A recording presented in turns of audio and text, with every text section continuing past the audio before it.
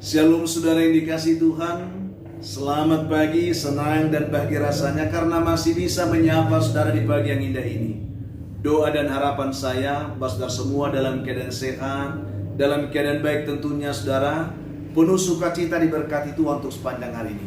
Puji Tuhan, kita masih diberi anugerah hari baru oleh Tuhan hari ini. Kita bersyukur, tentu dengan berkat Tuhan yang baru juga yang bisa kita nikmati hari ini. Mari sebelum kita menikmati semua, kita bersama merendahkan diri terlebih dahulu, memohon kekuatan pimpinan Tuhan bagi kita. Kita berdoa saudara. Bapa di surga, kami mengucap syukur untuk kebaikan kasih Tuhan yang sudah memimpin menyertai hidup kami sepanjang malam, juga sudah menganugerahkan kepada kami hari baru pagi ini. Berkati dan pimpinlah kami oleh Roh Kudus-Mu Tuhan, sehingga kami boleh berjalan dalam kemenangan Kristus di sepanjang hari ini. Dalam nama Tuhan Yesus kami berdoa. Amin. Saudara yang dikasihi Tuhan, firman Tuhan yang menjadi dasar perenungan kita pada pagi hari ini, saya siapkan satu bagian ayat firman Tuhan yang terambil dari kitab Amsal pasal yang ketiga, ayat yang ke-13 dan ayat yang ke-14 saudara. Demikian bunyi firman Tuhan bagi kita pagi ini. Berbahagialah orang yang mendapatkan hikmat, orang yang memperoleh kepandaian, karena keuntungannya melebihi keuntungan perak, dan hasilnya melebihi emas. Demikian jawab pembacaan ini, kiranya dapat memberkati kita pagi ini saudara. Topik perenungan kita pagi ini adalah sederhana tetapi bernilai dan berkualitas saudara. Ini yang akan kita renungkan pada pagi hari ini. Dikisahkan saudara bahwa beberapa waktu lalu di Mesir saudara, ada seorang guru yang terkenal penuh hikmat dan hidup sederhana dan berwibawa. Penampilannya sederhana saudaraku. Walaupun dia orang yang terkenal, berhikmat, ya, tetapi penampilannya sangat sederhana. Hal itu membuat seorang pemuda bertanya dalam hatinya. Pemuda ini suatu ketika datang untuk mempertanyakan hal itu kepada guru ini. Dia katakan, "Guru, saya tidak mengerti mengapa," ya, dikatakan, "mengapa orang seperti Anda yang terkenal, yang berwibawa, yang berhikmat," dikatakan, "tetapi mesti berpakaian apa adanya dan sederhana seperti ini? Bukankah menurut guru berpakaian ataupun berpenampilan yang baik itu sangat penting, tidak hanya untuk," dikatakan saudaraku, "untuk penampilan saja, tetapi juga untuk tujuan-tujuan yang lain. Tetapi saya melihat bahwa guru ini berpakaian sederhana, penampilannya sederhana. Mengapa orang sehebat Anda ya bisa berpenampilan seperti itu?" Itulah pertanyaan anak muda ini saudara.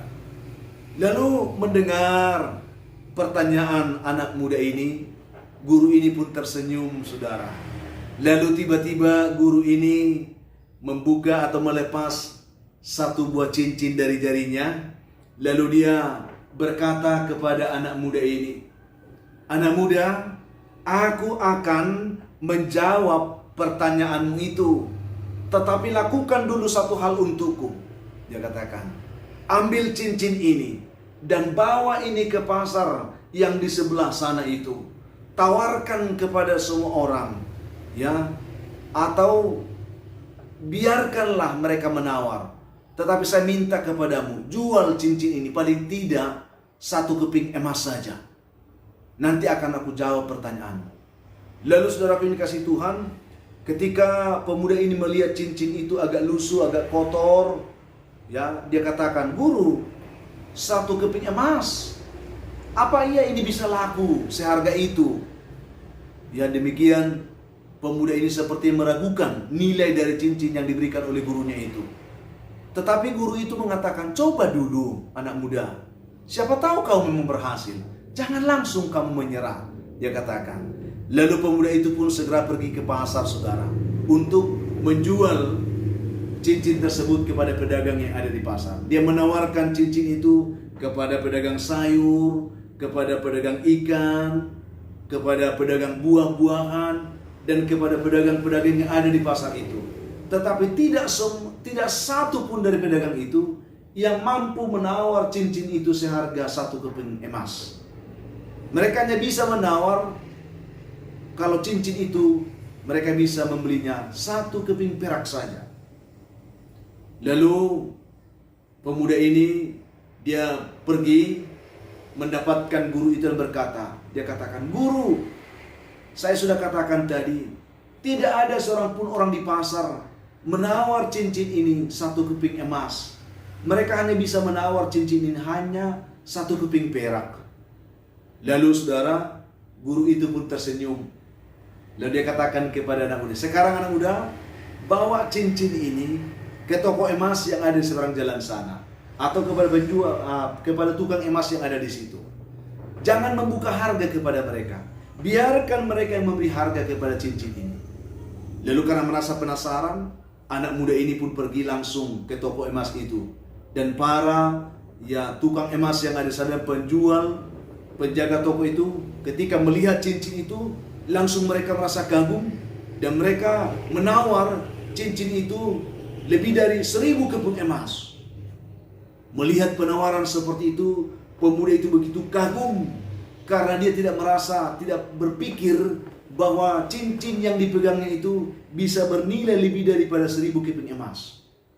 Lalu dia segera pulang, dia kembali kepada guru itu dan berkata, "Guru," dia katakan, "rupanya orang yang di pasar tadi, para penjual sayur, para penjual ikan, para penjual buah itu, mereka tidak tahu bahwa ternyata, guru, cincin ini bernilai sangat berharga. Sangat besar nilainya, guru. Ya, tukang emas itu menawar ini lebih dari 1000 keping emas. Mengapa orang di pasar tadi hanya menawarnya 1 keping perak saja?" Lalu saudara mendengar perkataan pemuda itu, lalu guru itu pun tersenyum.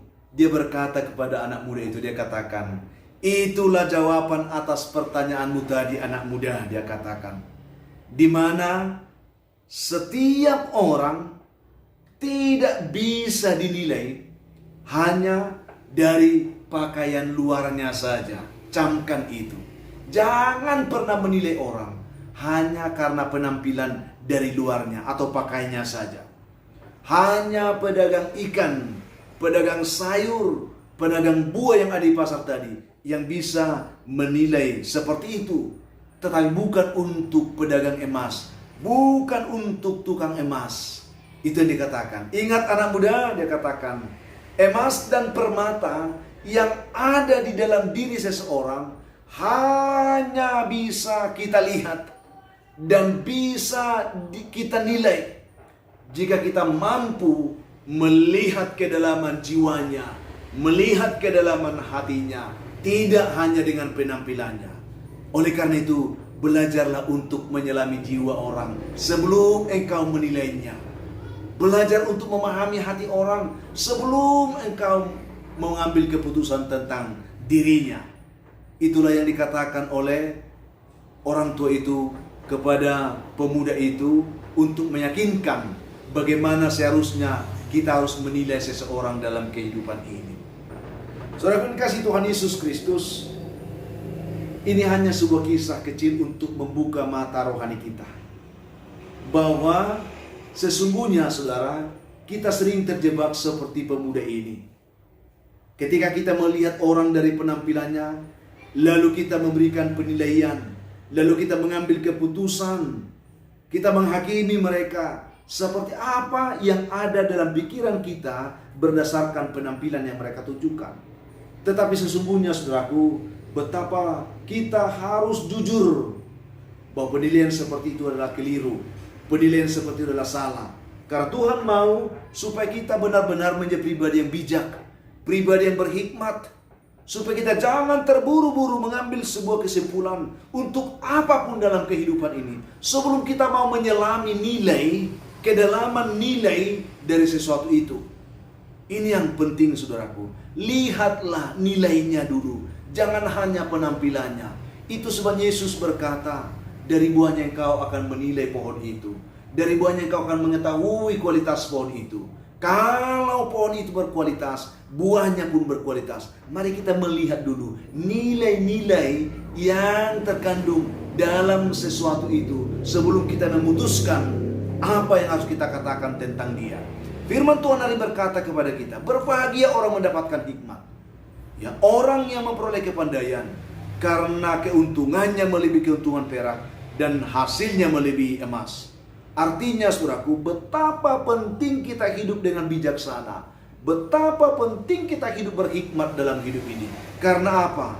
Karena dengan bijak kita akan mampu menempatkan diri kita secara sederhana untuk dapat dilihat dan bahkan dinilai oleh semua orang. Atau juga untuk mampu menyelami hati orang sebelum memberikan penilaian kepada orang tersebut. Ini yang perlu. Betapa pentingnya kita berhikmat, bijak saudaraku, supaya kita beroleh kemampuan, kepandaian untuk bisa menyelami hati seseorang. Atau supaya kita dapat memberikan kemampuan atau dimampukan untuk memberikan diri kita dinilai, ya, dilihat, dinilai oleh semua orang. Itu yang kita harapkan. Orang bijak itu saudaraku, dia akan selalu mampu menjaga kualitas kehidupan rohaninya untuk tetap mampu memberi nilai yang berkualitas unggul kepada siapapun, walaupun dalam penampilan yang sederhana. Tetapi kualitas rohani kita terjaga untuk berkualitas unggul, walaupun penampilan hidup kita di luar itu kelihatannya sederhana.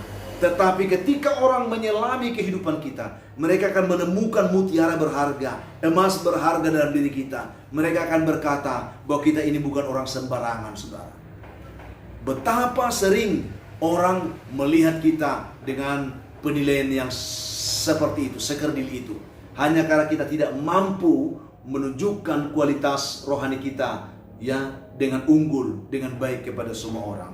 Oleh karena itu saudaraku yang kasih Tuhan, sehingga dalam kesederhanaan kita itu kita tetap mampu, ya, atau dimampukan memberi nilai kepada semua orang saudaraku, untuk mereka nikmati, untuk mereka saksikan, sehingga olehnya semua orang juga tertuntun untuk hidup seperti yang diharapkan oleh Tuhan lewat hidup kita.